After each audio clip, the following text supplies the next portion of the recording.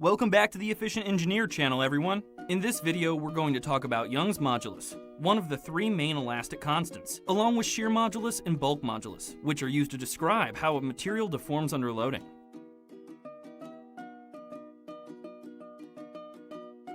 Let's introduce Young's modulus using the tensile test.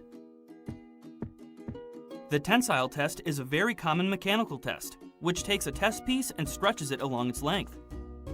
It is a uniaxial test, meaning that it applies a load in one direction only, as shown here. During the test machine measures the applied load and the change in length of the test piece. The main output from the tensile test is the stress-strain curve, which describes how much the material we're testing will deform for different levels of applied stress. Watch how the stress-strain curve evolves as we perform a tensile test on our test piece, which in this case is made of steel. The test ends when the material fractures.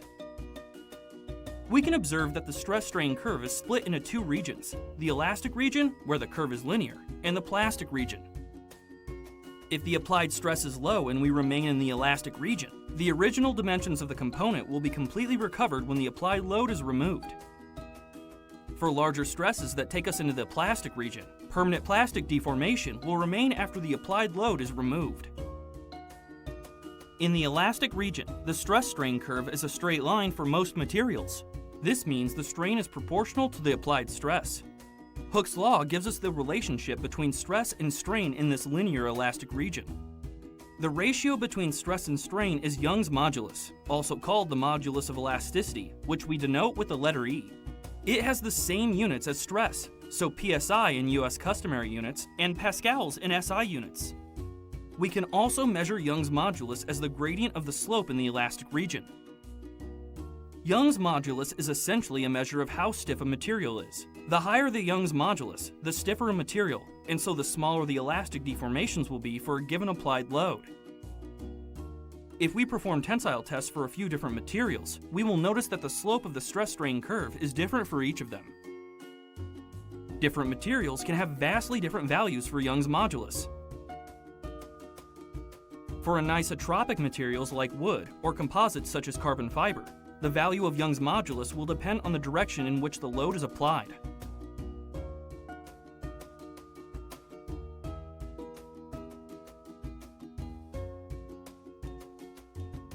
This graph shows the range of typical Young's modulus values for polymers, metals, and ceramics.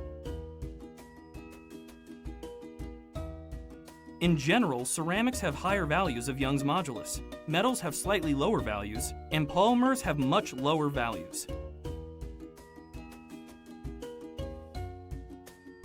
Why is Young's modulus different for different materials?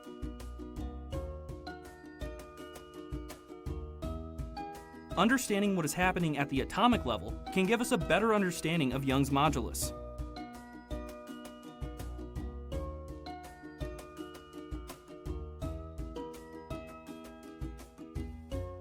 On an atomic level, a material's Young's modulus is closely related to the strength of the bonds between its atoms. We can imagine these interatomic bonds as tiny springs connecting adjacent atoms. Elastic strain is the result of an increase in spacing between the atoms of the material and is resisted by the strength of the interatomic bonds, or the stiffness of the little springs in our model. This is very different to the mechanism behind plastic deformation, which involves rearrangement of the position of the atoms.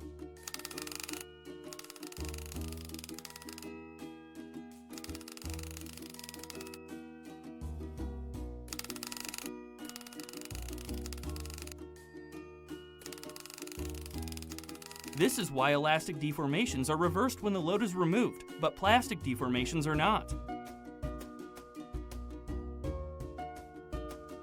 I mentioned earlier that Young's modulus is smaller for polymers than it is for ceramics and metals. This is because it is the weaker intermolecular bonds in polymers that determine the material's stiffness, rather than the stronger atomic bonds.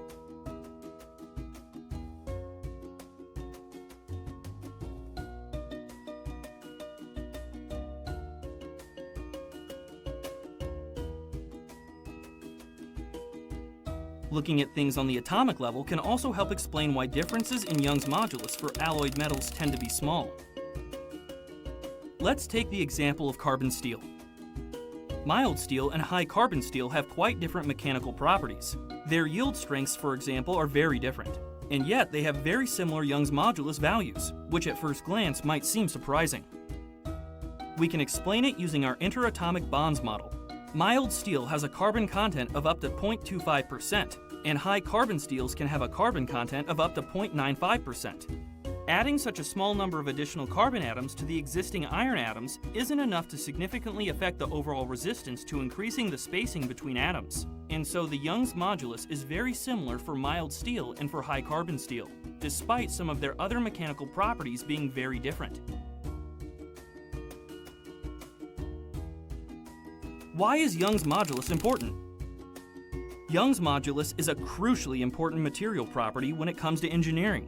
In engineering design, a common objective for many different applications is to keep elastic deformations as small as possible, which means that Young's modulus is a key parameter that needs to be considered in the material selection process.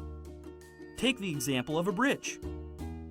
If we construct a bridge from a material with a low Young's modulus, it will deflect a large amount when something crosses it, which is probably not the desired response. Selecting a high stiffness material would ensure that elastic deformations remain small for large loads.